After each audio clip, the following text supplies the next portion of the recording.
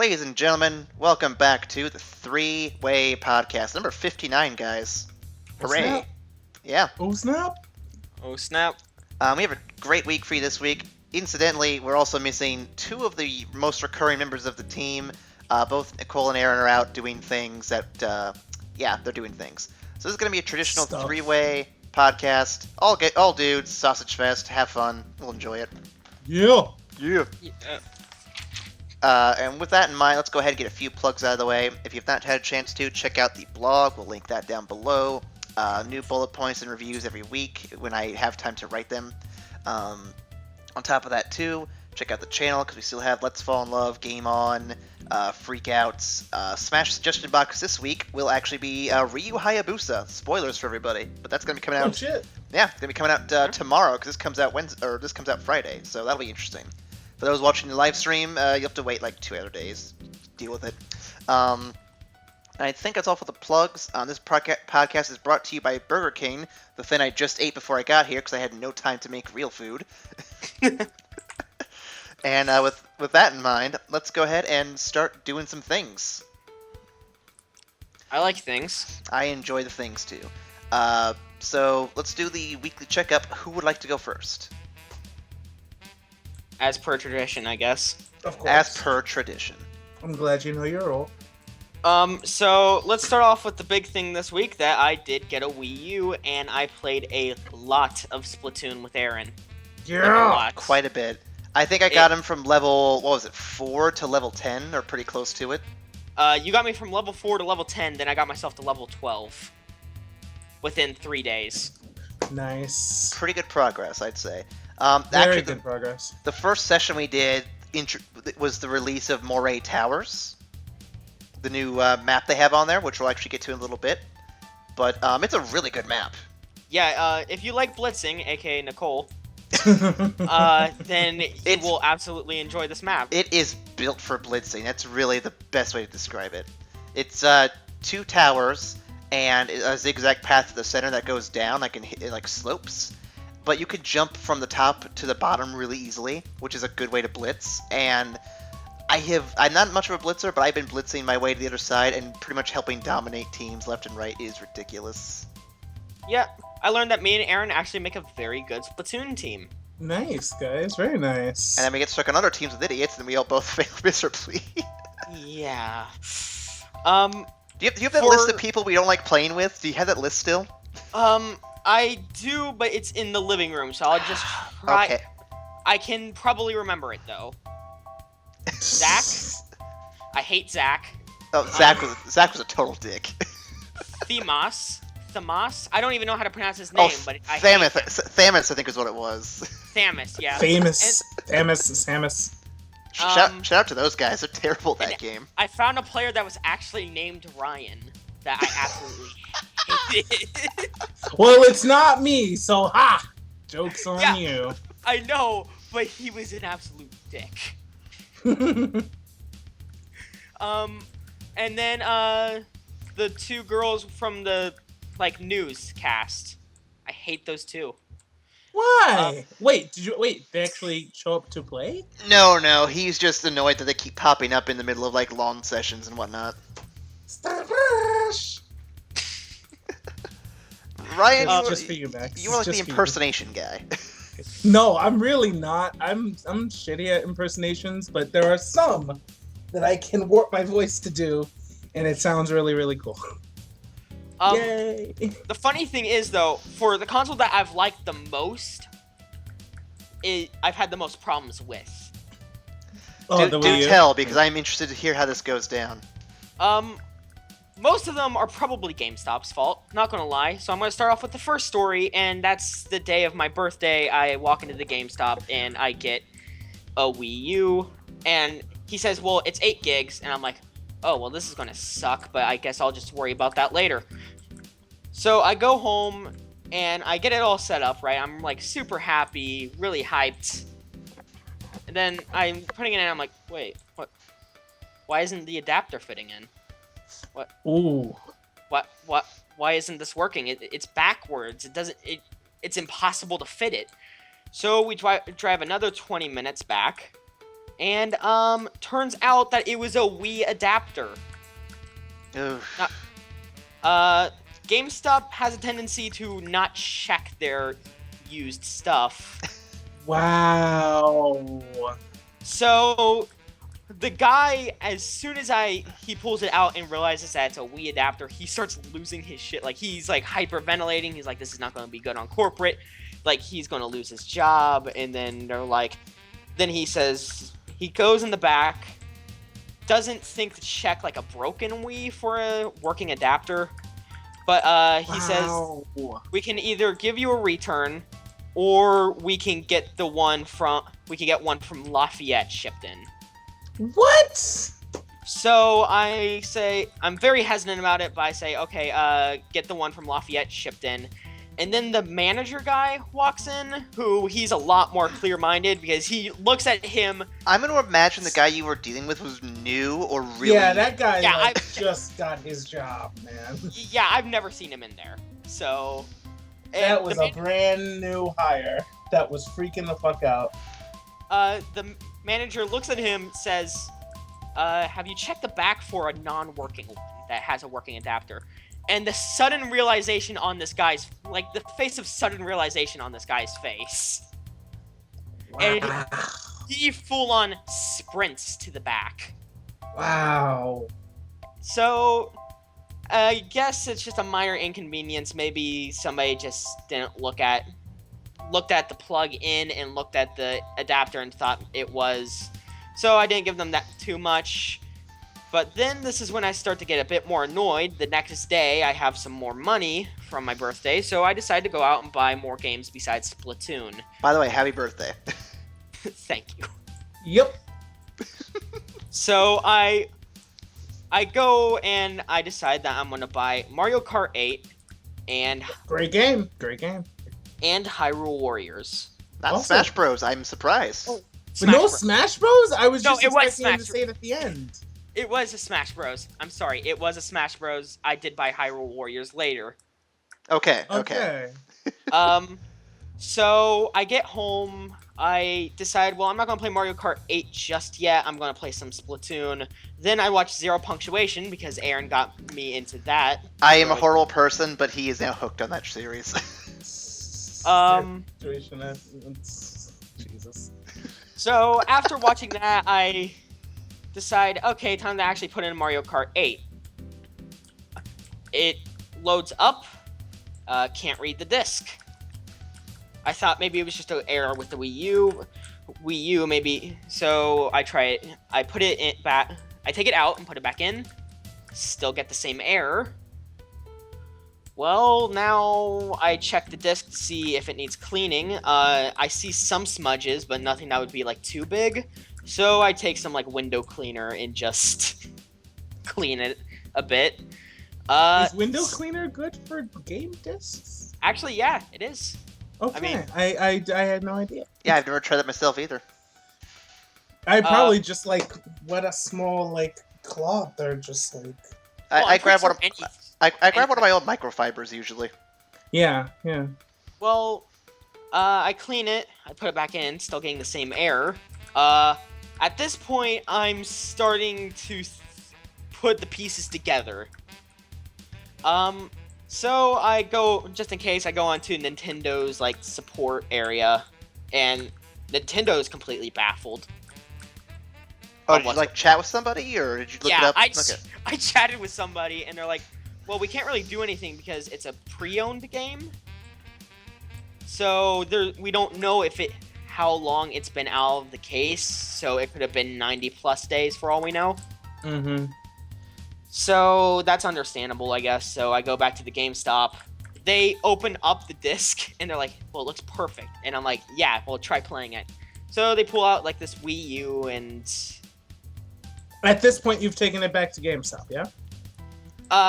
Yeah, I'm in the GameStop. Right. Just want to make sure. They're completely baffled on why it's not working. So they just give me a return. So if I were them, I'd be like, okay, listen. Wait, you mean they didn't give you a brand new game? That's what I would have done. They did not give me a brand new game because they didn't have any more Mario Kart 8s. What the I think you need a new GameStop is dude. letting you down so hard. Yeah, you need a new GameStop, son. Yeah, I've been considering just going all the way to the Champagne one at this point. They're just all fucked up. Or as that Brannigan would say, Champagne. Good job. So, as I Good said, job. though, I also had mistakes with the making the 8 GB one. So currently, I'm formatting a 1 terabyte external hard drive to it. Seems like this console's been a lot of work for you. I know, but I love Splatoon way more than I've loved a lot of games recently. That is really, really good to hear. I like hearing that. Yeah, man. Good on you. I'm real glad you love it. Like, the PS4 is okay, but I think Wii U is officially my favorite console. Yeah! We've converted another one. Now, Max, what you've got to do now. You have Splatoon, you have Smash. You said you have Hyrule Warriors as well? Yes. Okay, you have a very good library so far. Obviously, you need to replace that Mario Kart 8 at some point, but the next game I already did. Okay.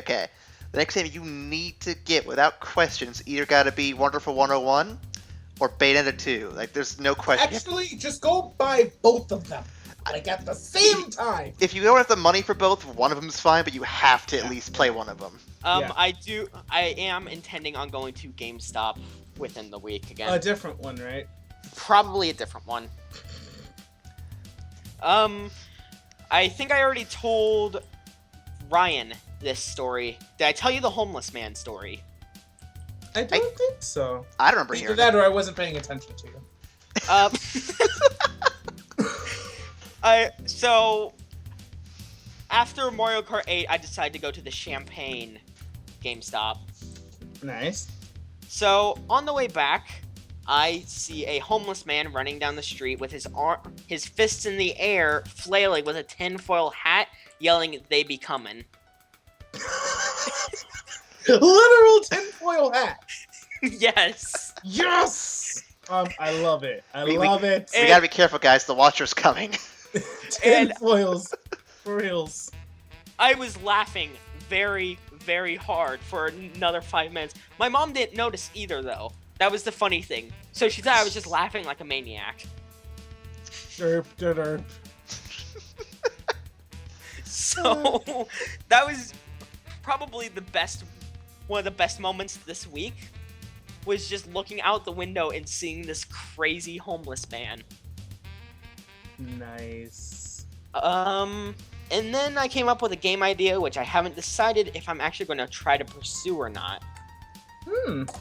But the idea is that it's a 16-bit team-based game in which I will not lie, I was watching Avatar when I came up with this. The movie or like the cartoon show? You're funny if you think I'm going to watch the movie. Well, I didn't know if you meant like the blue alien Avatar or the Airbender Avatar. Oh no, I thought you meant like the sucky. Oh no, I'm never gonna refer to that. No. M. Night Shyamalan ruined that one.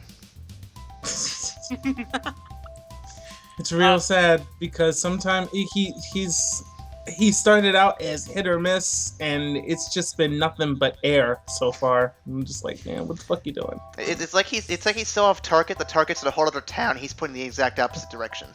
Yeah, he's shooting literally the exact opposite direction. I'm like, why? Stop it. Basically the idea is that there's 4 nations in war with each other, and the only time that elements come into play is with the mage class that you can play. Nice. So there's a red team, white team, blue team, and green team. Right. And one obviously represents earth, air, water. Fire and water, yeah.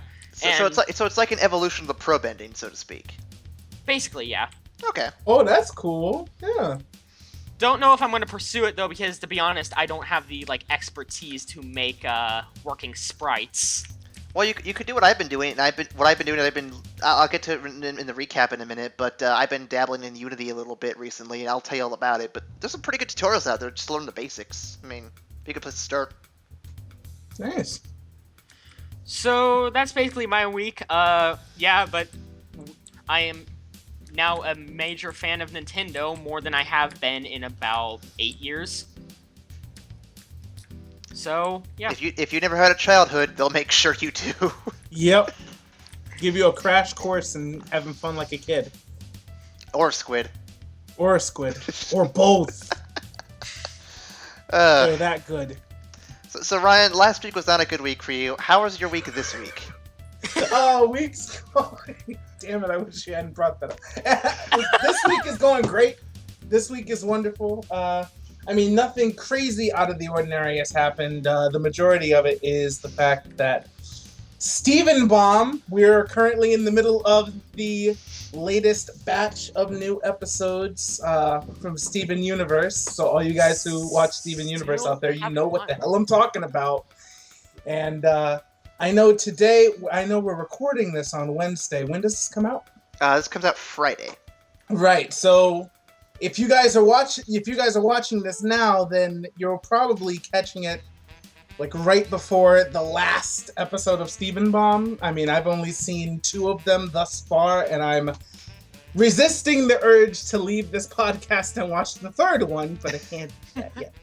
So I'll watch that afterwards. But, I mean, the first 2 episodes have been gold. Just pure gold. If you're not watching Steven Universe, start. Seriously. Start watching it. It's just phenomenal. And it's really, really kiddie.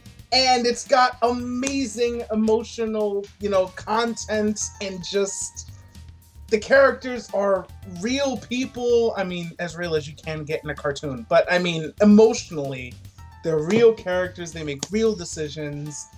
They're teaching real, valuable, important emotional lessons. And at the same time, they make it really fun to watch and be a part of. So, I mean, I become 6 years old whenever I hear the theme song kick in.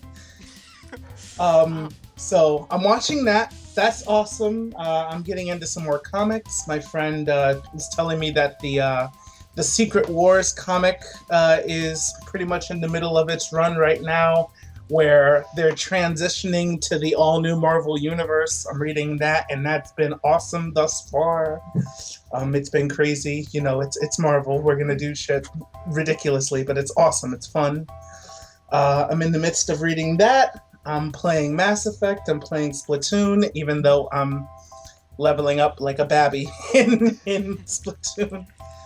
I won't say I'm bad at the game, because I think I'm pretty good at the game, but I haven't played. I play so sporadically that I'm still at like level 14, and I got it day 1. Well, to be fair, I got it day 1 as well, I believe, and I'm still at level 17 or 18. Like, I'm not. Well, at I 20, mean, but... the higher levels they require a lot of X to level up. So I mean, I'm not knocking you at all, but I'm still at 14. I'm a babby. It's just ridiculous. But I love the game. I'm having a lot of fun with it. Every time I play, I have a ball. I just have a ball. But yeah, I mean, watching Steven Universe, playing new games, reading new comics, and possibly getting ready for a new job. That's my week. So is the new job not official yet, or?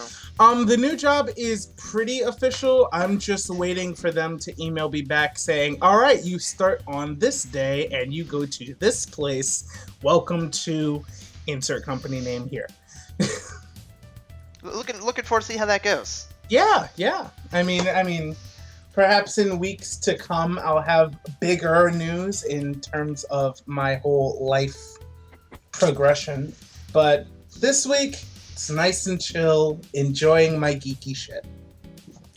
I forgot to mention on my weekly checkup that me and my dad checked out a new house this week. Oh, nice! So we are probably going to be moving within the next couple weeks. Are you staying in the same city, or? We are staying in the same city. We're just moving a little bit to the left. To the left. That's descriptive. For those who don't know what direction you're facing, what cardinal direction is that? A little bit to the left. The house is facing west. So it'd be going north? Yes. Okay. I just wanted to sort of say that. I'm sorry. That was really. We're just moving a little towards the west. We're just moving a little towards the left. Sure. Okay. I'm just glad I could figure out how to translate that. I was just gonna leave it as a non-translational Max being ridiculous thing. Yeah, I could see that too. I guess it leaves it to my week now, and my god, I've been busy doing work like nonstop. I'm in the 3rd day now of my 6-day week. Nice. We're short on people, so overtime was thrown out, and I'm like, if you need help, I will do it. So it's been stressful just trying to keep up and still get stuff done. I've been looking at apartments to move into, but I haven't found anything yet because I can't go to visit any of them. So it's, one of those things. Is it just like a just like a time commitment thing? Like you're working so many hours, you have no time to go check out those apartments? Well, that and I'm out of work by like 6:30 or 7 when most places are closed. Yeah, that's what I figured. So it's like I'd love to be able to go then, but unfortunately they're not open. So, and then of course Sunday's my day off, but they won't be open then either. So I'll have to wait till this upcoming Tuesday to really do anything. So we'll see if anything I find actually turns out good. If I do find something, maybe 2 weeks I'll be moving as well. Max and I'll be moving buddies. Yay. Hell, I might be. Well, no, you guys are gonna move before me because if everything falls into place the way I want it to, I'll be moving in September. I'll be moving at the beginning of September. Okay. So we'll be a little bit like a month ahead of you, so give or Yep. take. Also, fun thing though is that with this new house comes new, better internet. Yay. Oh yes, that's a necessary thing. I'll be going on my way to pay for better internet. 'Cause this has been a mess the past year just trying to deal with this stuff. Yeah, you were complaining about that the other day, weren't you? That it crashed twice in 5 minutes. Jesus. Like, what is that? Only twice within 5 minutes? You lucky bastard. Let's see, what else has been going on this week? I have found some spare time to finally start up another game, South Park Stick of Truth. It's been out for a while, so I'm way behind the curve. But so far I'm having fun with it. Looking forward to seeing where I go with it, because right now I'm just kind of going around stealing everyone's shit, like I always do in an RPG. Of course. Yep, that's what you do. I always have the character. I always play the stealthy, thiefy character and just steal everything that's not nailed to the ground. Doesn't everybody play it at that point? Because that's a very good way to make income. The only time I didn't do that was in Skyrim. That's because I was too busy shooting things as an archer. Yeah, no. Whenever I do an RPG, I always find some way to play some type of magic swordsman. It's just me. It's just who I am. Man, am I the only sword in one hand, fireball in the other. Let's go. Am I the only asshole who goes thief with dual daggers and a bow? No. I mix it up. Like for Dark Souls, for example, I went full on like great sword one hand, magic staff the other. It's ridiculous, but boy, it's so satisfying. That sounds amazing. All the dodging. I'm not great with that character, but I mean, here's the thing: you don't need a shield in that game if you know how to dodge. Oh, but when you say something like you don't need a shield if you know how to dodge. That is so much easier said than done. No, yeah. it's true, but here's the thing. Because if you say you have to dodge, you have to dodge. Well, here's the thing, though. At a certain point in the game, the shield almost becomes worthless. I don't know. I have a paladin in Dark Souls that. Well, I'm speaking more like when you get to boss fights, because those things will hit through those shields, and then it's no good. Right. So yeah. Yeah, but actually, no, I'm a moron. My paladin uses a two-handed sword. I get this. I have the shield because the shield helps my stamina. I put it on my back and I say, "Let's go!" Chop him in half. Let's see what else has been going on this week. Our group, we have a Sunday group that meets up regularly. We've actually made it to 3 or 4 weeks now, meeting regularly. It's our new game group, I think, we do here locally, and we're starting a new RP this upcoming Sunday, which we're excited for. It's going to be a Dungeon World game. Dungeon World, I love it. I love Dungeon World. It's the best. And because of how few rules there are and how many things I don't have to keep track of, I actually might be running that one, which I'm looking forward to because I think it'll be hilarious. Yeah, Dungeon World is really, really nice and flowing. I mean, there's not a whole bunch of shit to keep track of. So, if you're a DM or a player that prefers a more open narrative style of gaming as opposed to a rules heavy game, then Dungeon World is definitely your jam. I think I like it based on just what you're saying right there. So Yeah, yeah. No, because Nicole's boyfriend is heavy into having a nice narrative game. He enjoys more rules light stuff. So when I'll like Saturday I'll have my rules light game, and then Sunday I'll go play Dungeons and Dragons fifth edition. my only And issue it'll be with completely opposite. my only issue with Dungeon World, and I love what I've seen of it so far. My only issue with it is I can't put the guys in space. Like, there's no like futuristic space setting or anything like that, which is There is a future setting, I'm pretty sure. You I just have tried to looking get it up, the but I book. couldn't find it. But if you have a link somewhere, I'll definitely take a look at it then. I'll hit Shane up because I know he keeps track of that stuff. And, Okay. I'll tell him what he tells me. Okay, cool. Also, I want to announce something real quick. Oh snap! New series of movie reviews. Oh shit, it's happening. So you're making it official. I am making it official because the script is so close to being done. The Gallows one is not going to be out for a while, but I can give my official verdict here that it sucked. What movie is this? The Gallows. I'll wait for your review just so I can find out more about it. Yeah. Basically, just don't go see it. Fair Just enough. Don't. It's a waste of money. So when can we expect these videos to come out? I have no idea because Here's the thing: the script is done for the most part. I might have to just add a conclusion, and that's about it. I have no idea how I want the video to be laid out. I'm thinking that there's just going to be gameplay in the background. Okay. So, yeah, maybe next week. It really all depends on internet and other stuff. I would say give it a favorable 2 weeks just in case production takes a while. I would say that much. Just in case. Yeah, I'll give it 2 weeks. You know what? I'll just leave it to the 365-day mark. It'll be somewhere in that time It'll be out sooner than Half-Life 3. We can say that much. frame. Yep. Thank You know what's God. gonna really suck? If Valve announces like Half-Life 3 like tomorrow, wink wink, nudge nudge. That'd be Come on, I would Valve, laugh step- my ass off.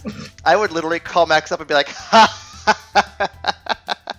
I would just laugh at his face. Foolish. I'd probably drive down to where you are and just start laughing. Oh man, that's dedication. You know what? I would have to give you kudos for that because that's dedication right there. All right, Valve, you heard it. Let's get that shit done. I Either need way- to do that. Either way, it's a win if you think about it. Yeah. So, Alright, well I think that's everything for the weekly checkups. Let's roll into some news. Let me ask you guys a question first. What do you think is the most badass animal to ever exist? animal? Animal. Honey badger. Ryan, what do you think? Actually, wait a second. No. I think that, the Megalodon. Going prehistoric, I like it. Yeah, Megalodon. That's the most badass. Grizzly bear. Grizzly bear, that's my choice too. The first news story we have actually is going to tell us it's sharks because there's a certain type of shark Yes. that can swim in volcano water. Excuse what? me? Hey, we're dead. We're dead. No. We are Scientists- gonna die. It's or it didn't happen. Scientists were studying an active underwater volcano near the Solomon Islands named Cavachi. They took a boat out and dropped a camera into the volcano, and what did they find? If you've been paying attention, you know they found sharks. Holy. There's I don't know if I should if you be click amazed. if you click the link, there's pictures and there's a video. I don't know if I should be Fuck amazed that. or start getting the shotgun. Fuck that. Am I the only one who finds this very terrifying that this is now a thing that we know. You know what? As long as they don't have legs, I'm cool. Because Watch I'm them, never they're going to go where they are. And this is the They're kind going to of... evolve. And just to quote the article here, divers who've gotten close to the outer edge of the volcano have had to back away because of how hot it is, or because it's they're getting mild skin burns from the acid water. Acid water, and these sharks are just swimming in it like it's no big deal. Acid, what? Nah, I'm done. I'm done. I'm out. I'm out, guys. Ryan, just imagine, like, tomorrow, scientists are like, oh, we found a prehistoric shark. It had legs. I'll be glad it was extinct. And then they say... dead now. And then the next day, they find... There's reports of, like, off the coast of South Africa, they found it. Like, live ones. Then that's when I go for combat training, because the day I see a walking shark, I'm pulling out some type of gun, and it's gonna be one. See, now I'm right at the episode of Simpsons where the dolphins take over. I'm like, what would happen if sharks were doing that? We'd be dead. We'd be gone. Yeah, I mean, if sharks had legs and continue to evolve as such, there's no way we'd have made it. That's it. Like, I think that's part of why humans evolved from the weird primordial ooze we were, because we were so afraid of sharks. We're like, we gotta get out of this water. We just gotta get out of there now. Fuck that shit. We're gonna die for these acid swimming motherfuckers. Can't get anywhere near that shit. You can't even swim near one to get eaten. No, I'm done, guys. That's. I'm fine. Nah, you stay your ass over there. That's cool. Ryan That's goes real and watches cool. Steve. I'll watch the videos. I'll never be there in person. Like, imagine, but it could have been worse, right? It could have been like it came from the volcanic depths and just ate somebody. I'm sure that's where sharks come from, is volcanoes. You know what? Like, I mean, that's like their I'm breeding glad he's ground. not. I'm glad they're not swimming in magma. Then I'd be done. Then that's You know it's over then. that's the fucking end. That's the limit for Ryan. Ryan will just lose his mind at that point. I'll be what do they call it? Fucking I'll be stowing away the next fucking space shuttle off this planet, because that's it. That's it for me. I'm gone. You're gonna start signing up for the Mars 1 mission. Like, Yeah, please. Find out that there's like sky sharks in Mars. Well, speaking of people quitting and resigning, Reddit CEO Ellen Pao has stepped down from Reddit completely after following a massive user revolt. Yeah. You guys heard about the story yet? I heard a little bit about what led to the show of Solidarity and the mass privatizing of the threads, so that pretty much the users are shutting down Reddit. But I didn't know that it had gone this far. Yep. So for those who don't know, I'm not a huge Reddit user, but I'll read the story best I can. Okay, Max, do you know about this story very well? I actually didn't keep track of it because the 2 subreddits that I go on were open, so I just didn't really give a shit. Right. Okay. Well, what I got from it is that somebody messed up, and then a lot of people wanted the CEO to step down. fair enough. So the details of that story, let's see here. Ellen Pao is the site's CEO, and of course there's a moderator named Victoria Taylor, who had lost her ability to be a mod. She was taken off because of various issues with the CEO, or the CEO had various issues with her. I'm not sure on all the specific details. I'm sure someone will post in a comment saying how we're missing all that important stuff. Following the moderator's removal from the site, there was a huge protest against it, calling for Pao's resignation. Steve Huffman, one of the original co-founders of Reddit, will be filling in for Pao as she is leaving, saying he is both super excited and super terrified of the position. Let's see. He also steps up and says that the decision for her to leave was not necessarily due to the controversy, but just a mutual decision over a number of weeks. I'm sure it's just a fancy way of saying, you guys won, stop being dicks about it. Because it actually goes on further saying that Sam Altman, another one of the people from the board members of Reddit, they find the treatment of Ellen Pao sickening. It was sickening to see some of the things Redditors wrote about Ellen. the reduction in compassion that happens when we're all behind computer screens is not good for the world. No offense, but it's Reddit. People say, like, it's a step, like, one singular step up from 4chan. I'm not disagreeing with you, but he does make a point that the internet, regardless of where you're at, tends to get very vile very quick. Yeah. Well, it's does. the internet, because people know that they can get away with it, because you can be anonymous. And I mean, I'm not saying we take away the anonymity, but we should at least respect each other enough to not use it as a weapon. That's all I'm saying. I mean, I'm not a dick online, but there's always going to be that one guy, and you can't really stop him unless you ban him. Unfortunately not. But yeah, I feel bad for this person, because I mean, this is one of those controversies you don't want to be a part of, but you can't help but just get dragged into it, so hopefully it ends well for her somewhere else. That's all I can say. Right. Yeah. Plus, also, we don't know the full story. I mean, it could be that she was a horrible, horrible person to this lady, this mod that didn't deserve to get fired, and which sparked the whole controversy and user bases just wrecking the whole site. I mean, I have no idea. I can't really judge. Like, regardless of what you do, you shouldn't be like treated horribly online. I mean, I'll never say that there's like a rationale for that, but I will say that, I mean, I don't know the whole story, so I can't. I'd be willing to bet there's. Ryan's right. I'd be willing to bet some posts are as vile as some of the stuff we've seen for, like, say, Anita Sarkeesian and how ridiculous that got.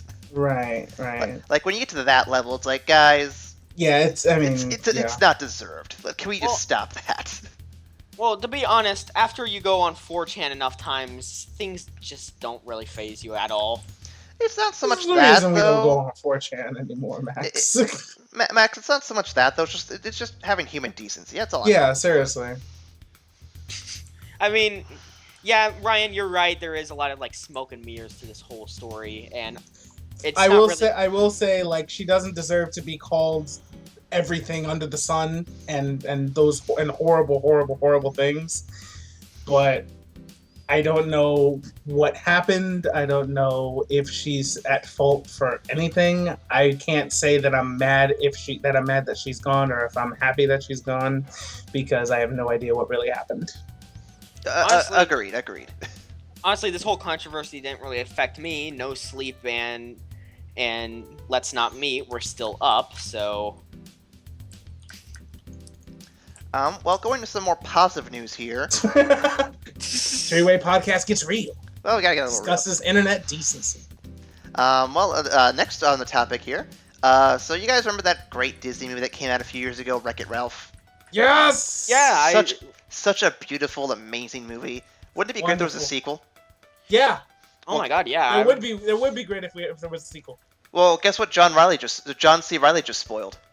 I love you, John. He has signed on for Wreck-It Ralph 2. Yes! I'm so happy for this, and I was really, really happy when I heard it.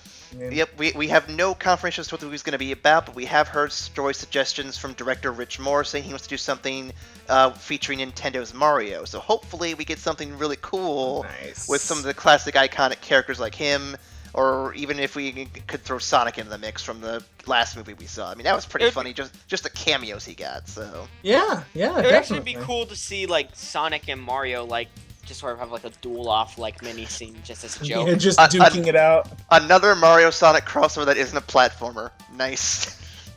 You know what? It'd be really bad, but really funny at the same time if they mentioned the Olympic Games. God, I do not want them to do that. No, son. No, son. A winking reference to it, maybe, but I wouldn't go further than that. Yeah. Okay, yeah, I'm not, like... Or just hear Sonic say, gotta go fast. I would be completely pleased. Oh, Come on, step it up! But speaking of other movie news, so you guys know the Spider-Man movie is getting reboot, and obviously means the actor's getting replaced. Aunt May, to me, though, should not be replaced by anyone super young. Unfortunately, it seems like they're making her younger and younger with each reboot. Wait, are they making her younger again? They're making her younger again. The wrestler and Empire's Marissa Tomei will be Aunt May in the next Spider-Man film. Now, I'm going to go on and say that Marissa Tomei is not all that young. but I think she is younger than what I mean, Aunt May would be theoretically. Isn't So Aunt I May can in the I can comic agree with books? Isn't Aunt May in the comic book supposed to be like? She's an elderly lady. She's a Yeah, much like- older lady. So I don't stop, Sony, please. Like, I'm willing to let this Are- slide a little bit because Peter Parker's supposed to be a lot younger in this movie. He's supposed to be in high school, but that's still not enough to me. I don't know. Like, I have nothing against a younger Aunt May necessarily, but it just feels weird. It was weird in the last movie when she was younger, and it feels weird here too. Yeah, it's sort of. When I first saw it, I was like, wait, what? She's not in her like 80s. Like, This is unacceptable. well, like I mean, the she's original hot. I'm gonna watch it, but Aunt May's not supposed to be hot. That's another problem. Oh, it's fan service. Well, like, and what's funny is the original Aunt May from the first Spider-Man films, she had so much weight and character and brought that to life so well in the movies, and I haven't seen Yeah. that since. Like, I'm not knocking the other actress, it's just that she fit the role so well. Her name is. Will Aaron see it again? Stay tuned. Oh, I know it. No, hold on. No, it was a big deal because the actress who played Aunt May in the last couple iterations looks pretty much exactly like my stepmom. So, I mean, no, but it was really, really cool because in the second movie where Peter and Aunt May have that heart-to-heart, I had actually taken my mom to see it on Mother's Day, and I had no idea that they were going to have that scene in there, so it was really, really touching for her and I. But what's her name? I'm on IMDb right now trying to look it up. It's You're gonna not, say it, and I'm gonna say it right after you. it's because not I'm it's gonna not Emma say- Stone. Let me see who else. Okay, I got it. You want to take one more guess? Sally Field. Sally Yes. Field. Yes. Yep. I wanted to give you that moment. I wanted to give you a shot. Thank you. had to force it from the depths of my mind. Yeah. No, Sally Field. Yeah. So you guys, my stepmom pretty much looks exactly like Sally Field. Your stepmom is Aunt May. Yeah. Confirmed. Let me go. My stepmom's Aunt May confirmed. I'm Miles Morales, actually. Let me go. Look No. up- I knew it. No, I'm another black iteration of Spider-Man where Aunt May's actually white. Aunt May's still white, but Peter Parker is adopted and black. Peter Parker was adopted. Yep. I want to see this movie now. It'd be perfect. Yep. Like Marvel Universe 1892 that got destroyed in this current iteration. Nice. Yeah. It's pretty damn cool. But we have more comic book movie news. Actually, 3 bits more news to go through. You're gonna love these. First one I've been looking forward to since, well, I think 2012 is when I started looking forward to it. The Killing Joke will be turned into an animated film. You're kidding. I am not kidding. There's a link right here. It is the origin story of Joker to some degree. It is the story that everyone goes back to as the classic, the Joker story to talk about. It's that one. Yes. Not Not only that- Killing Joke. Not only that, is the one that Mark Hamill has been quoted saying he will come out of retirement specifically to reprise the role for that movie. Yes! Oh god. Whether he comes up to do that or not, we don't know yet. But I would definitely be down for that if he came back for Killing Joke one last time. Guys, I love Marvel, and in a lot of respects, I like Marvel better than DC. But Killing Joke. Man. DC, no. DC's animated films and series, They're pretty solid. they just like run roughshod over Marvel. Well, I I mean, love watching DC. Just look at Marvel's movies. DC animated universe alone. Yes, Like, that DC's was animated so universe is phenomenal, and if they're making this into an actual film, oh man! All right, guys, I will definitely be watching that. Like spoilers ahead, but this is the one that you get to see how Oracle starts. This is the one you get to see just how demented Joker is and where he came from. You get to see all sorts of just bizarre shit it's so good. It's gonna be great. Man, it's gonna a be real great. thing, guys. It's a real thing. Like, I had a buddy who I used to live with who's like, I don't what's this Killing Joke about? I pulled the comic from my shelf, I slam it on his desk, I'm like, read this shit, it's that good. It's real, guys. It's real, and there's a lot of triggers in that, guys. I'm just gonna let you know ahead of time because the Joker is not a good guy. This is not one where he holds back at all. This is not. This is Joker going like full bore. So, duh. Like he cripples a girl, strips her down, and it implies something more, but it's pretty obvious he isn't because he's just trying to mess with people. It's real, guys. As much as I love the story, trigger warnings abound. Yes, for real. I mean, watch that with caution.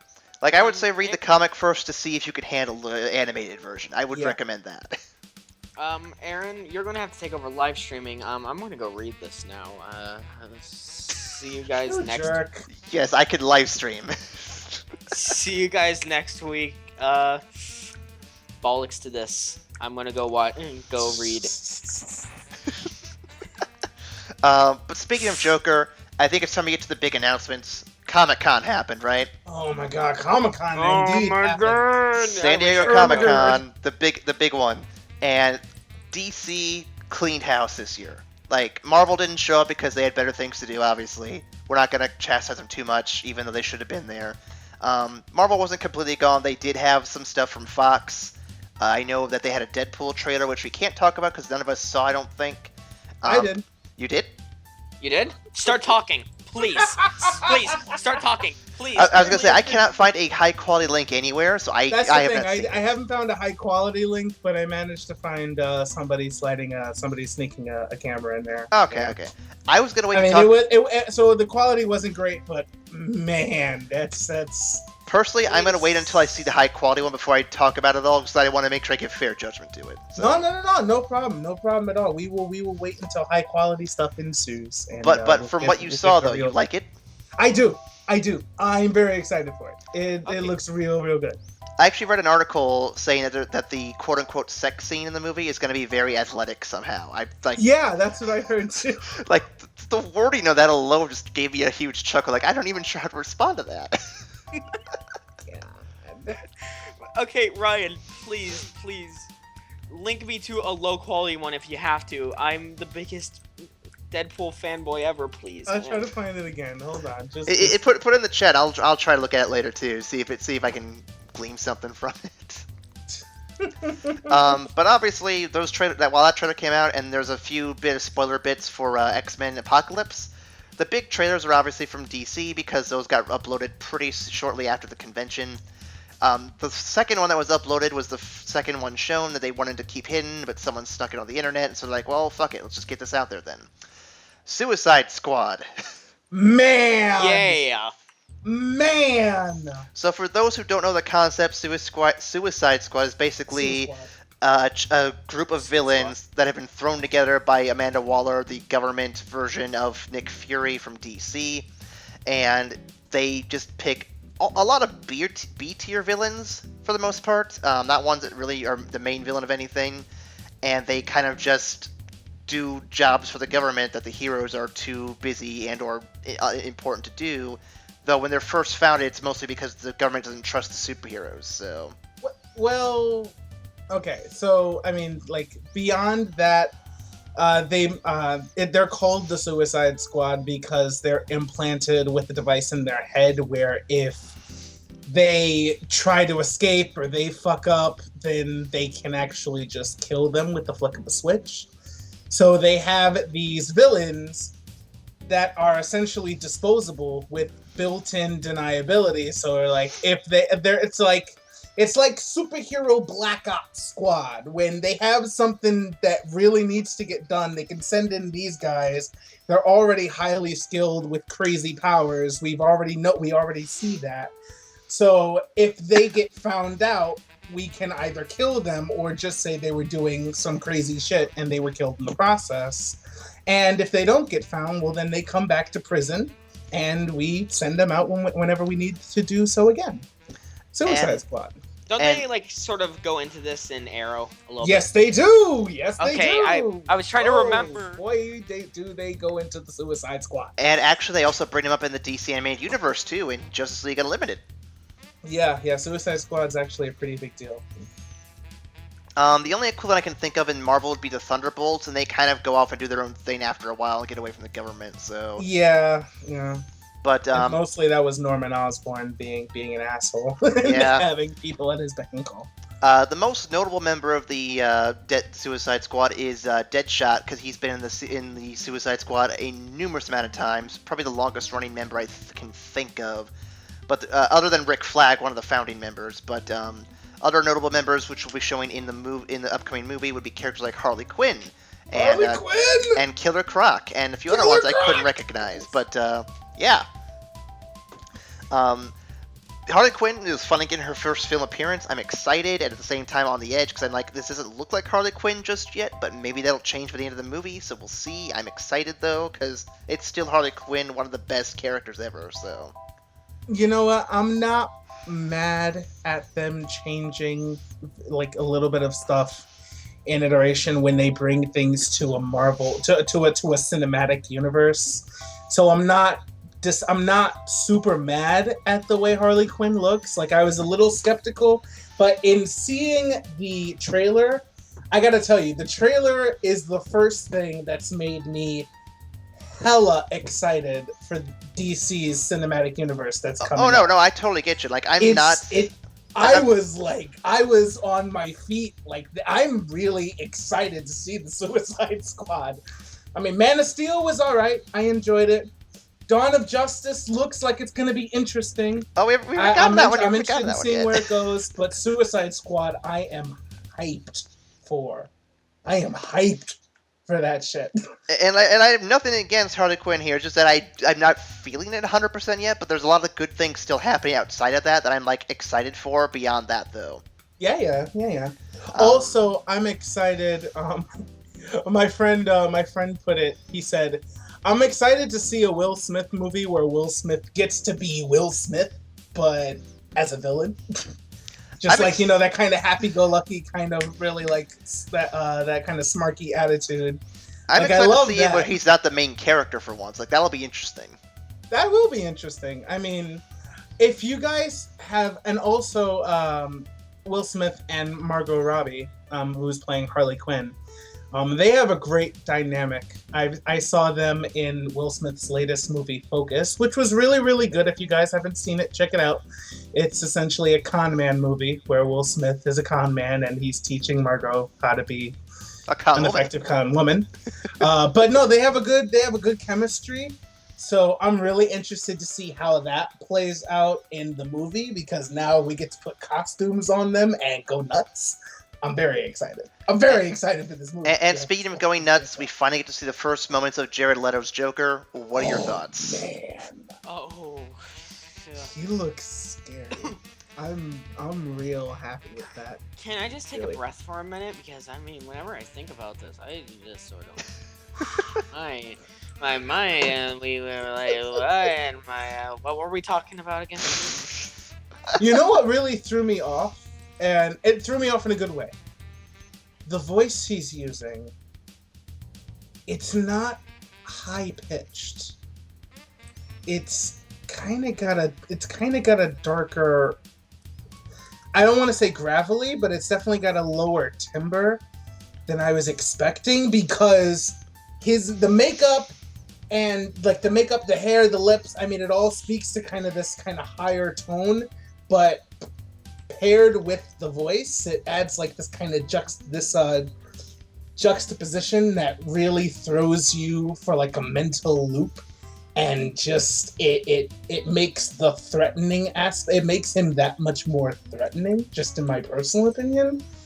So when I saw it, I was like, all right, I'm ready for this guy. He's gonna be good. He's gonna be real good. I'm very excited. I am looking forward to seeing how he portrays the role. Like, just a different Joker in general is going to be fun, I think. Just because, I mean, there's a lot of Heath Ledger fans out there. I'm not going to diss them for saying that Heath Ledger's great, because he is great. Heath Ledger was wonderful. There will never be another Heath Ledger. Different interpretations would always be good. Interpretations would be great. Yeah. Correction, he was great. He was great. I mean, this forever remain in our hearts and our minds. This doesn't change the fact that Mark Hamill's still, in my opinion, the best, but... Okay, yeah, Mark... Oh, yeah. Yeah, but Heath Ledger did do a very good job. Oh, yeah. No, what I'm liking in if we're comparing the two, and not saying that one's better than the other, but Jared Leto, just comparing. I think Jared Leto is bringing back more of the whimsy that Joker had. And Heath Ledger, I mean, he had a whimsical side to him, but you could tell it was deeply seated in that mental instability, and I loved it. It was a very, very dark, chaotic Joker, and I loved it. But Jared Leto, I think, is going to bring a little bit more whimsy to the role, which is going to make it that much more terrifying when he's holding metal things in his hands, saying he's going to hurt you real, real bad. I'm like, yes. I do want to point out one thing before we move on, though. I think this is the first time I've ever seen a Joker without a shirt on. It's the weirdest thing I've ever seen. That's also true, yeah. It's odd for me. I have nothing against it. It's just a really bizarre choice in costuming. I don't know yet. But everything that they've taken, that they've put on Joker, like costume wise, that from what I've seen, has been like plucked directly out of some comic book iteration of the Joker. So I think it's going to be true to the Joker's form. It'll just be a different Joker that most people are used to seeing. I mean, most people are thinking Heath Ledger. Most people are thinking the nice purple suit from the Batman animated series. I do the comic book guys, they'll be like, oh yeah, no, I remember Joker was in prison, or they'll be able to pull out the instances that they're borrowing from it. So they're just bringing some more of the Joker aspects to the larger audience, which I think will carry over really well. Indeed. So yay, Suicide Squad, final verdict. 5 thumbs up, go! And final trailer that we're going to talk about is obviously Ben Affleck versus Henry Cavill. Yeah? Yep. Man of Steel versus Dark Knight. Batman v Superman, Dawn of Justice. Yeah. So, what was the response to this one, guys? Hype. Are you hyped? I will say the action scenes do look really good, but then again, every Zack Snyder action scene looks really good, and then when you get to the story, it's like, I see where you're going with this. Action's great. Story could be a little bit better. Yeah. So I'll reserve judgment on the whole thing until I see it, but from what I've seen so far, it's a very good trailer. I think it's a very good trailer. I think I'm on your side, Aaron. I mean, everything that I've seen has made me more interested. I mean, it's definitely interesting, and I mean, we got burned by Man of Steel storyline wise. I mean, they're hinting towards a story that I'm personally very, very interested in with this whole, we're building Superman up to be a god. But very much agreed. Nuts? And I'm like, that sounds like a great basis for a story. If you can follow through with it, this movie will be phenomenal. Of course, the action looks great. The effects look phenomenal. I have to question the one scene though, where Superman's just floating there, and all these dudes are like just around him trying to touch him. Like, doesn't that make you at all uncomfortable that everyone's just looking at you, just with these big wide eyes, trying to like grope you, and you're just standing there, just taking it. Well, I think it's definitely driving. It's definitely driving the whole deity thing home. I mean, just if you want to go back, if you want to segue to Game of Thrones, where Daenerys is standing there and everybody's chanting Misa at her, like, "Oh my God, you've saved us all, Misa, Misa!" And I'm like, it's pretty much the same thing, only they're just a little closer to him. I mean, it's a form of worship. So they're really driving home the whole, a lot of people on Earth think this guy's a god. What are we going to do with that? They're being very subtle with it, I'll give them that much. Yeah. Very subtle. That's subtle when you pronounce the B. Yeah, very subtle. I like it. But props to Wonder Woman, though. She gets an appearance, and damn, she looks good. I don't know about you. Better than I expected. Don't know about you guys, but I'm totally hyped for that Crypto the dog movie that's going to come out eventually. Out. Okay. Out. Okay. And I think they're doing a good job with the Bruce Wayne bits, where they're actually just glimpsing the origin story, but they're not going to go full detail with it, I don't think, which is going to be good. I Yeah, don't want them. they're not gonna hijack the movie and make it all about him. Like, I hope that's the case. I do not want to see another origin story of Batman because we've seen that like what 12 times now. Well, I mean, there have been screen caps where we see fuck, what's his name? Thomas Wayne.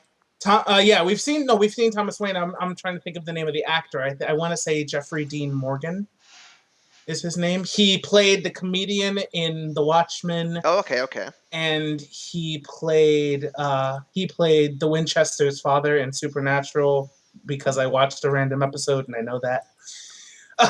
But yeah, he apparently he's playing Thomas Wayne. So we're gonna get a glimpse of the origin story, but they're not. I don't think they're gonna make the whole movie about him. I think they're gonna treat it like they did Superman's flashbacks in Man of Steel, where we get glimpses back to, oh yeah, he was on the farm, and Kevin Costner is telling you to let children die to keep your secret. Hopefully they'll do it better. Just don't go so far where you have Thomas Wayne and like Jor-El just floating there over their kids. Like, okay, now go fight each other. Like, that'd be a little too much. You know what? I was not mad at Russell Crowe's Jor-El just floating around as a VI. Like, pick up that sidearm. There's a guy coming right there. I was not mad at that. I mean, because I like the way they portrayed that. I mean, and it was just for that ship because, Kryptonian technology is nonsensical. I'm not mad at that at all. That was fun. I'm not mad, but I just don't want them to take it too far is all. Yeah. But overall, though, the trailer looks really good. I'm hoping that they can keep that ball rolling with the next set of stuff out. We'll see how that goes. I know that Marvel's got a big thing this weekend with Ant-Man, which I'm hearing lots of positive reviews for. So I'm super psyched. It will be coming out the day that this comes out. It will. So I'll meet you guys at the theater. I will actually be there opening night as well, so that'll be fun. Yeah.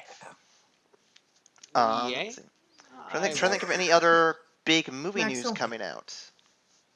I think it's it for the moment. So going on from there, let's see. I guess we can hit the video games real quick. But before we do that, though, guys, question for you. What is the worst thing about your day when you go to the store? When you get stuff that doesn't work, hence AC adapter or a Mario Kart 8 disc. You know what, Max? I totally agree with you. Going to a store and getting a game system in a disc that doesn't work or power cord doesn't work, it sucks. You know what always works when it gets sent right to your house every month? Razors from Dollar Shave Club. Razors sent to your house? Yep. Please, tell me more. Well, the best is to go to a game. Oh, the Antichrist is here.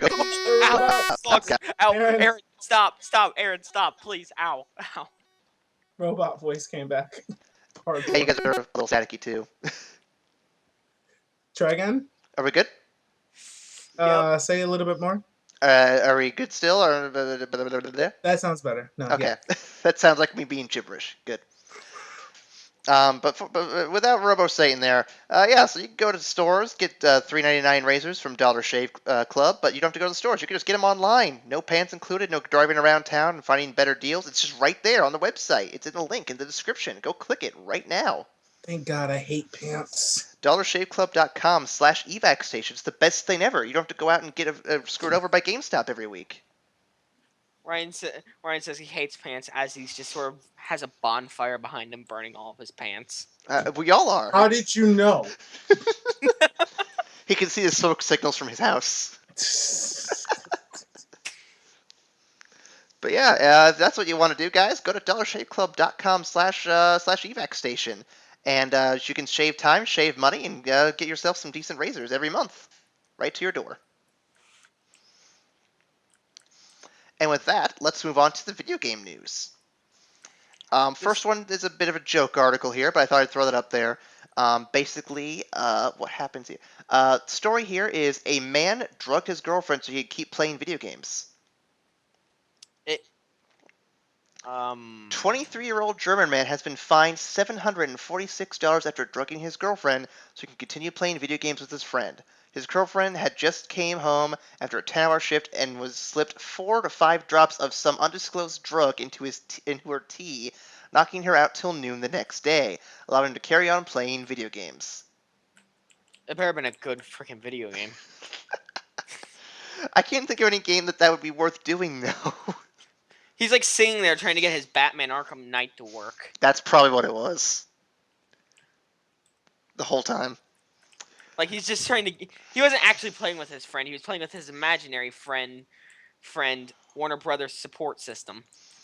Well, if that lowers your hope for men in video games when it comes to women, this might actually help bring up that frown upside down here. So, according to surveys from teenage boys, we want more female heroes and fewer sex objects. Yes, some various groups have done some research studies on this and quoted. Let's see, where is that stat here? Let's see. The survey suggests that boys believe female characters are treated too often as sex objects, with high school boys believing that statement more than their middle school counterparts. 55% of boys who identified as gamers believed there should be more female heroes in games, while 57% felt females were treated too often as sex objects.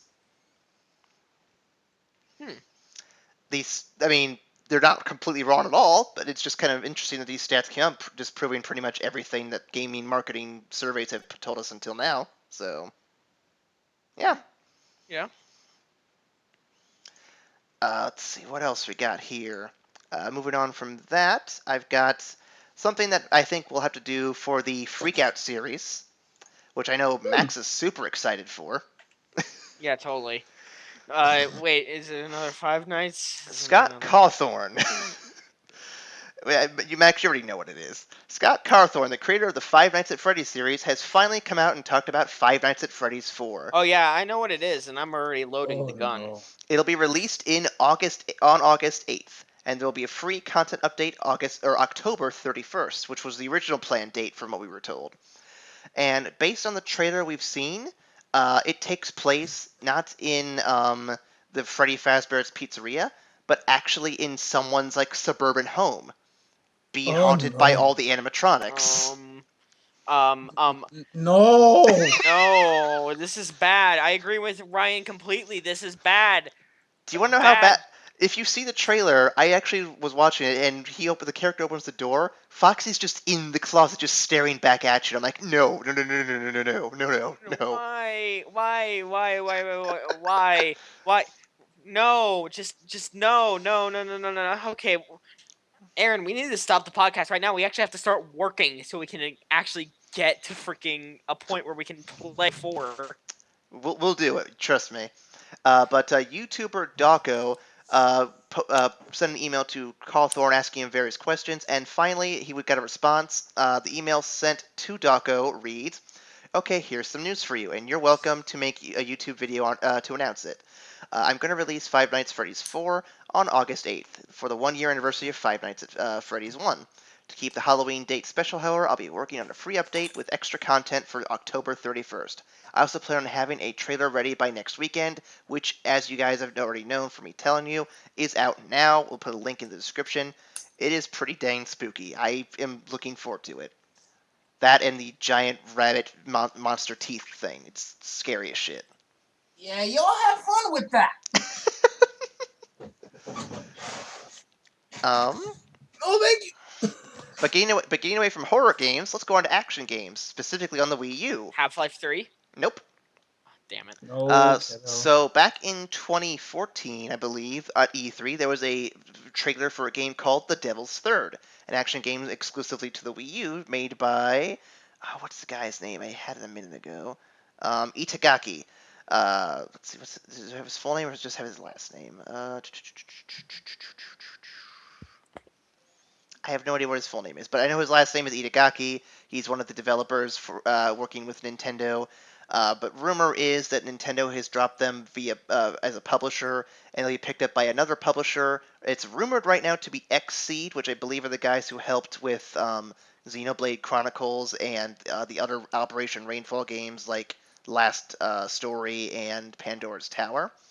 So expect this game to be a little bit more delayed when it comes to being localized to America. But the creator of the game did say that they are working to get it to America, or at least to the West, at some point down the road. Nice. Yeah. Nice. From the trailer, though, it looked like it was going to be a very interesting action game, especially since, we don't get very many big, weird titles like that on the Wii U often. Last big one was Bayonetta, and we haven't had a huge action game like that since, so hopefully we get something cool like that. Next, Splatoon news, updates and shit. Yeah! Let's talk about some Splatoon news.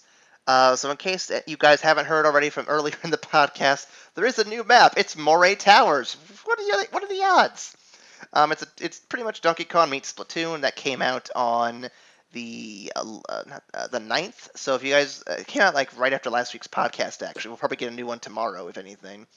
But yeah, that's the newest map in there, and also a new Splatfest was announced. The new Splatfest is comparing water slides to roller coasters. Team Water Slide. Roller coasters. I'm with Ryan on this one. Team Roller Coaster. Thank You God. want to go? I'll take both of you on right now. But I mean, it's looking like it's going to be a more even Splatfest. I think that's a better divide than Cats v Dogs. We'll see, though. We'll see. But did they have a date for that at all, as to when the actual competition would go? I'm thinking it's like tomorrow. If I remember from Nicole telling me I'm a dongle. According to this, the Splatfest starts the night of July 17th at 9 p.m. and runs for 24 hours. Weekend. Yep. 24 hours? Yep. So it's only Saturday? 9 p.m. Friday to 9 p.m. Saturday, yep. So, I know, man. It's not gonna be good for me either. I'm gonna be seeing Ant-Man, then at work, then at RP, then man, it's the second one I have to miss. I might catch the tail end, but I'll definitely miss like the first pretty much 20 hours of it. Man. Oh boy, I'll be able to be on the whole time. Oh. Why not 45? Why not 48 hours? Why not a week? A week might be too long. Well, a weekend. Give me a weekend. Like Friday, Saturday, Sunday. Just do that. It'd be great. Yeah.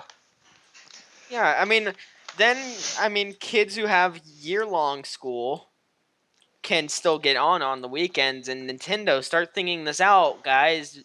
This means more gameplay things. Well, remember when they had the beta information, the beta plays, where they were only like for an hour on a random Thursday afternoon? Like, they aren't very good with planning these out yet.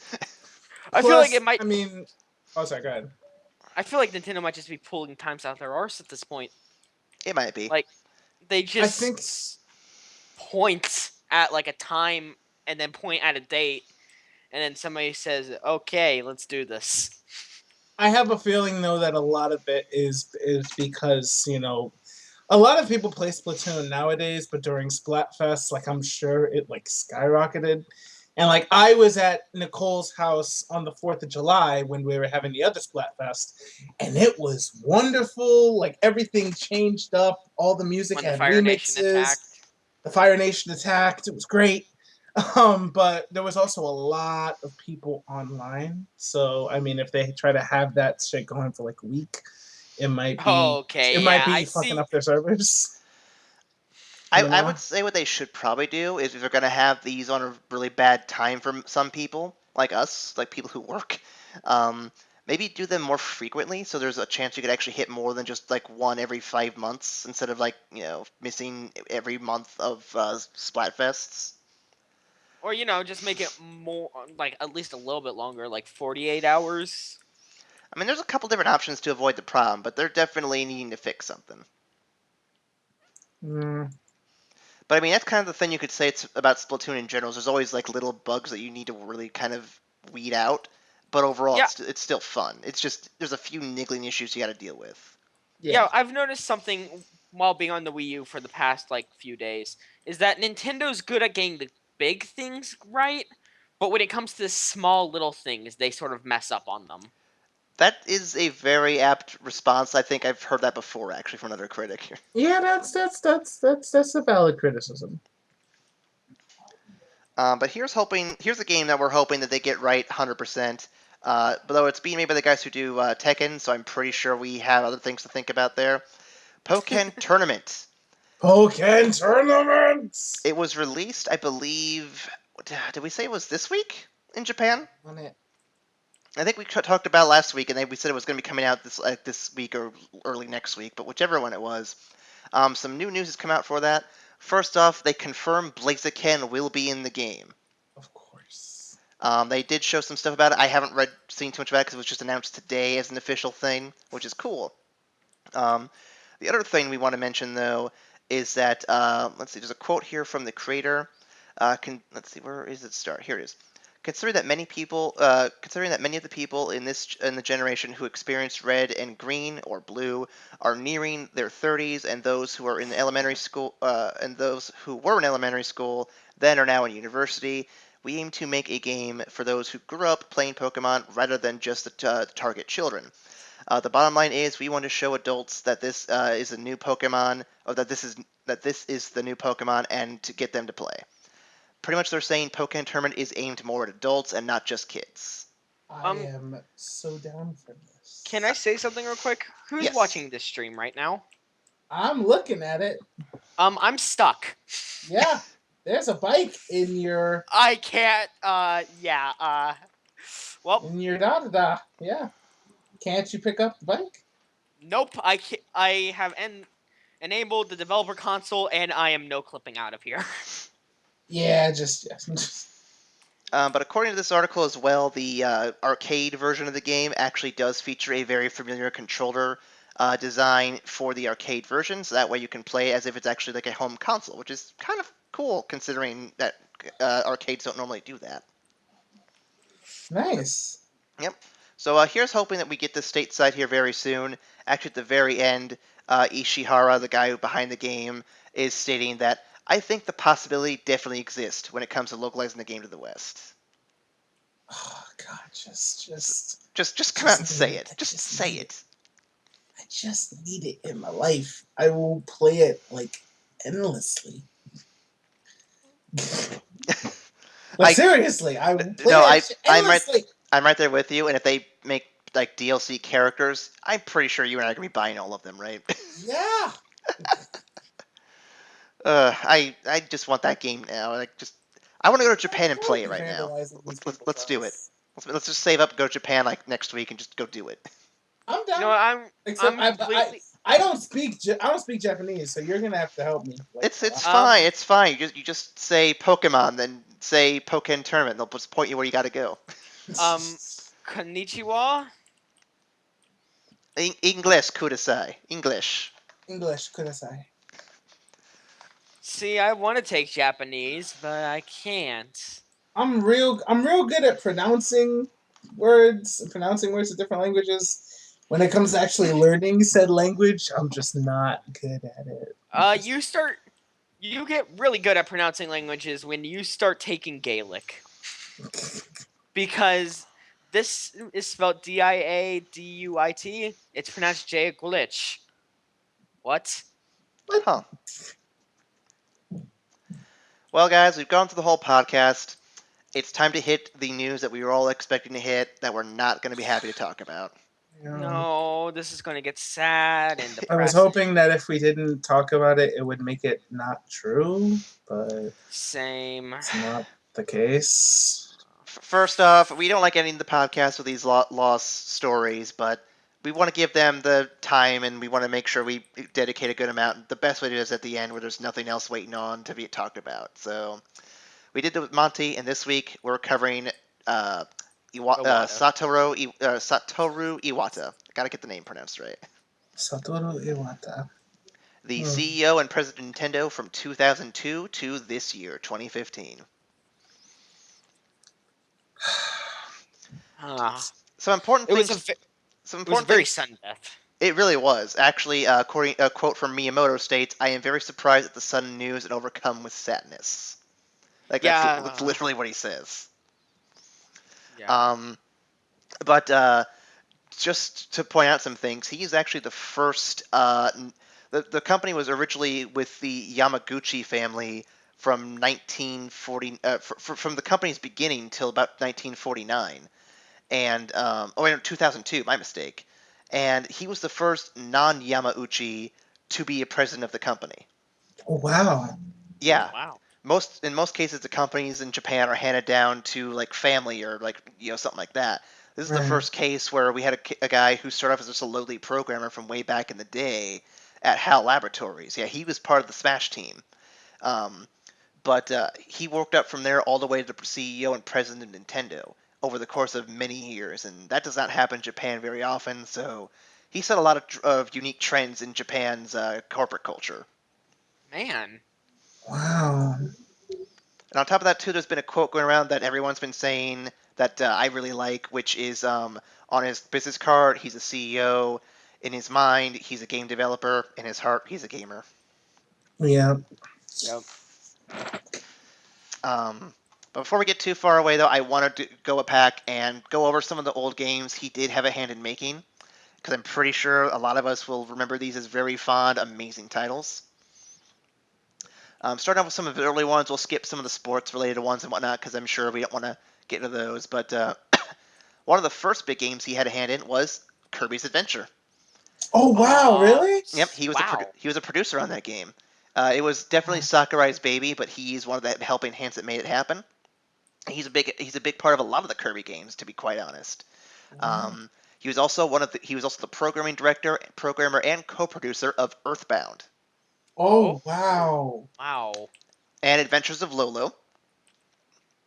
And he I had haven't heard. yeah, it's a lesser known title here on the States, but I think it's pretty popular in Japan. He was a producer on Pokemon Stadium, Pokemon Snap, and Super Smash Bros. For the N64. Oh, he's Um, worked on a lot, hasn't he? Oh he man. has a special thanks in Pokemon Gold and Silver, as well as other games, but Gold and Silver specifically, because I want to bring up the fact he created the compression tools that allowed them to include the Kanto region. Oh Oh. man. Yep. Let's see. He was also producer in Pokemon Crystal, supervisor in Crystal Shards for Kirby, executive producer in various games, including Hamtaro, Animal Crossing, Super Mario Sunshine, Star Fox Adventures, Metroid Prime Fusion, Mario Party 4, Wind Waker, A Link to the Past and Four Swords, Eternal Darkness, Sanity's Requiem, Wario World, Pokemon Coliseum. Let's see what else we got here. Mario parties in general. Mario Double Dash, Kirby Of Air Ride, course. F-Zero GX, Fire Emblem Rekka no Ken, which is the first Fire Emblem game that made its way to the States. Donkey Kong Country for the Game Boy Advance, as well as the other Donkey Kong Country games, WarioWare games.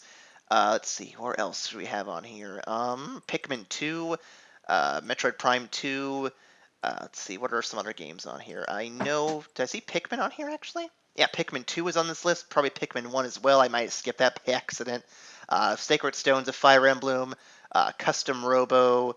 Uh, this list goes on for quite a bit ways, but more recently, Nintendogs, Battalion Wars, Big Brain Academy, and Brain Age.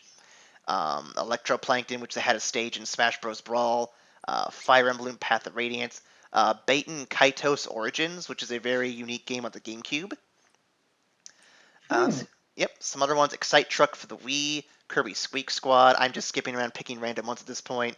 Twilight Princess, Metroid Prime Hunters. He See. has been busy. A lot of these he's an executive producer on, but that still is a pretty big thing to note because, I mean, he did have some hand in them for the most part.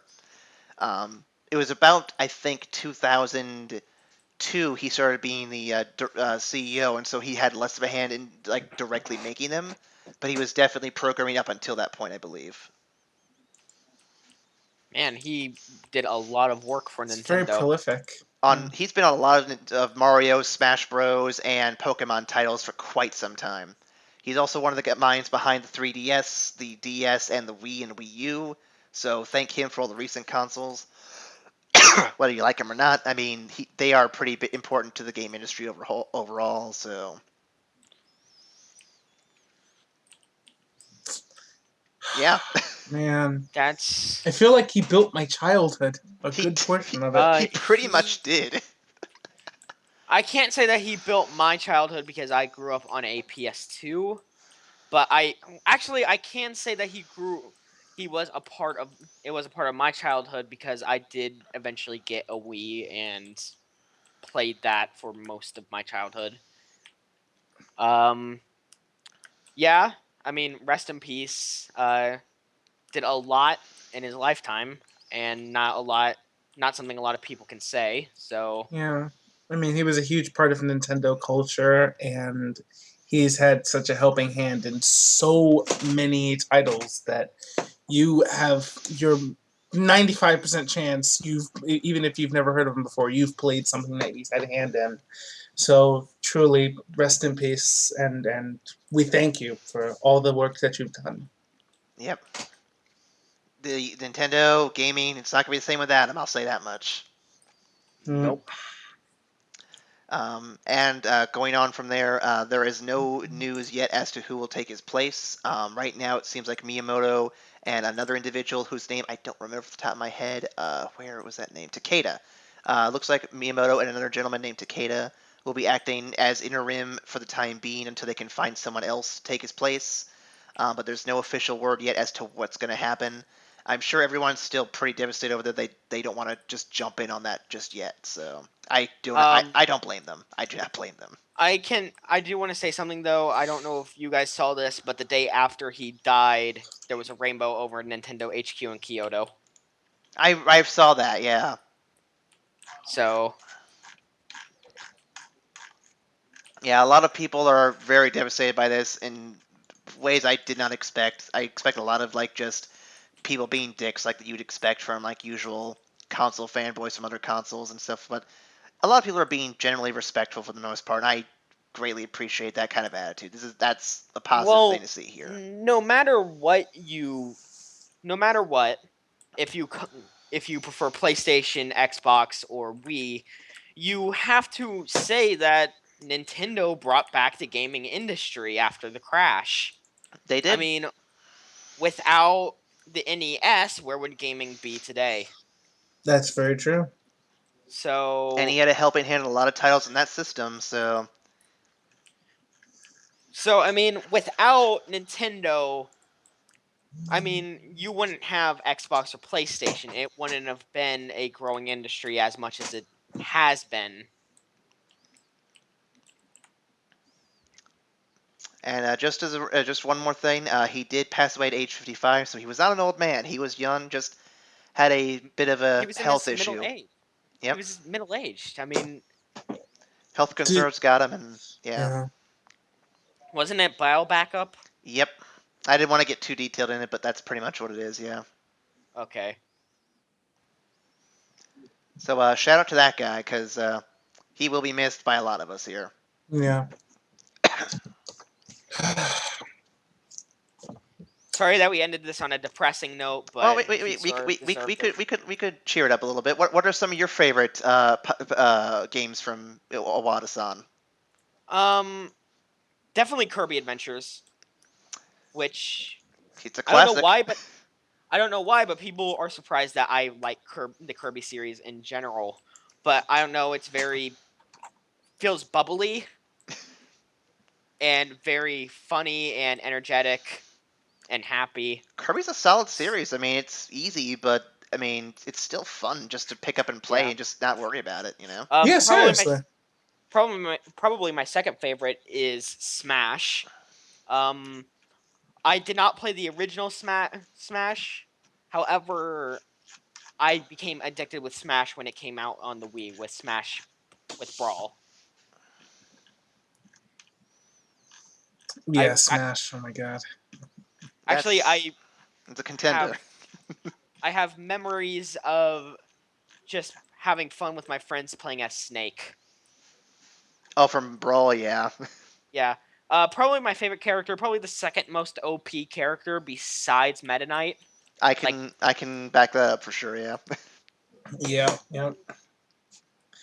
I'd say my biggest, like the biggest impact he had on me personally was Pokemon Gold and Silver, where I mean, you beat the Elite Four, and I mean, you've gotten all these really powerful Pokemon. You feel real, real great, and you think there's nothing else left to do, and then the Kanto region opens up, and That was the biggest plot twist I think we've ever seen in a video game at that point. I then you think. get to the very end, and Red wants to fight you. It's just like your whole childhood comes at you like, yes, you thought you were done? You have to beat the guy at the top of the summit now. And it was just like Ugh. Max, if we ever do a Let's Play of Pokemon, that'll be the game we do, because Gold and Silver, even the remake of Gold and Silver, they were so beautiful. Those games are great. Seriously, it was one of Um, the defining gaming moments of my childhood. I sort I of loved actually it. had an idea that I wanted to go over with you guys after the podcast, in which we go and play the games that Iwata had a helping hand in. That would be a fun little venture to do. I don't know if we'd like do all of them, because there's a Well, bunch of yeah, There's them. a there lot. that would be like that series would last us for years if we did every single one, because he's been very iconic in Nintendo. He really has. Let's see. For me, you took mine, man. I was gonna go Gold and Silver, but if you're gonna go that one, I'm gonna switch it up a little bit. I'm gonna go. My personal favorite is probably Metroid Prime. It's Oh, Oh yeah, okay, yeah. Metroid was I personally I do like the Metroid series. I have an emulator for the NES and SNES version on my computer. So But I mean, like, Metroid Prime is one of those games that I yeah. will always go back to because it's one of the first games that Nintendo actually like licensed out to the West outside of like the rare games, and they got back so good with the Retro Studios Metroid titles. Those were so good, and just to know that he had a helping hand in making some of the best games on the GameCube and the best Metroid games possible, I gotta give him kudos for that. That's something that I just didn't see coming.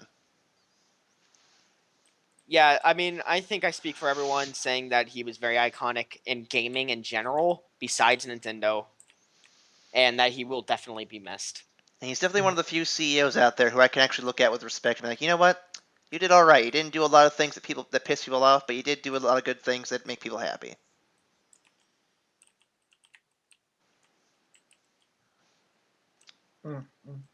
Yep. Yep. I mean, and on a happier note, Gorilla that looks like he's flipping people off the end. Oh, you mean that link you shared earlier? Yup. Yep. Well, that was definitely an interesting podcast, gentlemen. Glad we got to end it with a very somber but very well reminiscing note of yeah. good old Iwata. And with that in Yeah, mind, guys. yep. With that in mind, guys, we will begin the sign off here.